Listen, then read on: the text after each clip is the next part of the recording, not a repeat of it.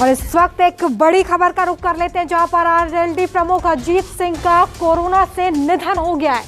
गुरुग्राम के अस्पताल में अजीत सिंह एडमिट थे और ये दुखद खबर अब सामने आ रही है, जहां पर आरएलडी प्रमुख अजीत सिंह का कोरोना से निधन हो गया है।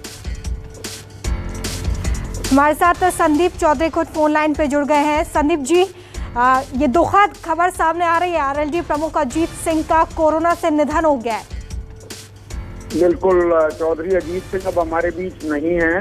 जो मेरे पास खबर है, सुबह लगभग 6 बजे के करीब आज अजीत सिंह ने, जिनकी उम्र 82 साल हो चुकी थी, गुरुग्राम के एक निजी अस्पताल में अंतिम सांसें ली हैं। यहाँ मैं आपको बताना चाहूंगा, लगभग 2 हफ्तों से ज्यादा से वो कोरोना से जूझ रहे थे।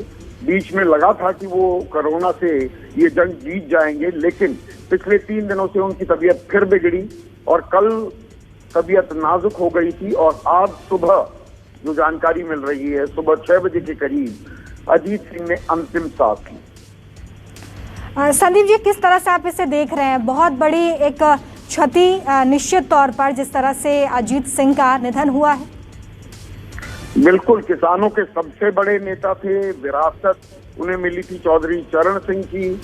और आपको यहाँ बता दें, दर्शकों को भी बता दें, 82 साल की उम्र थी, लेकिन उन्होंने जो राजनीतिक सफर अपना शुरू किया वो 1986 में किया था।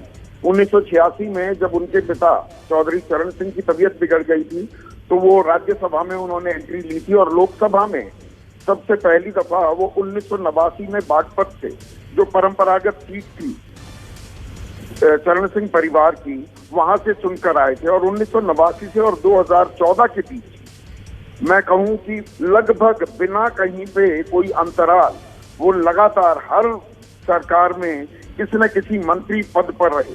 लेकिन 2014 से वो राजनीतिक एक तरह से वनवास में चले गए थे। वो खुद हार गए थे बागपत से।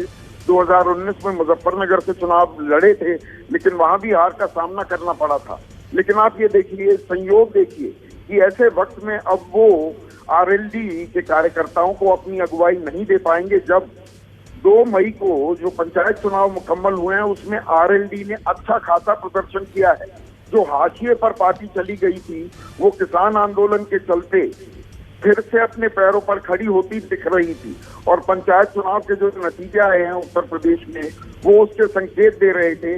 लेकिन अब जो बागडोर, जो जिम्मेदारी, जो अगुवाई वो कर रहे थे आरएलडी की, वो अब आरएलडी को वो प्रदान नहीं कर पाएंगे और ये जिम्मेदारी उनके बेटे जयंत चौधरी को लेनी पड़ेगी।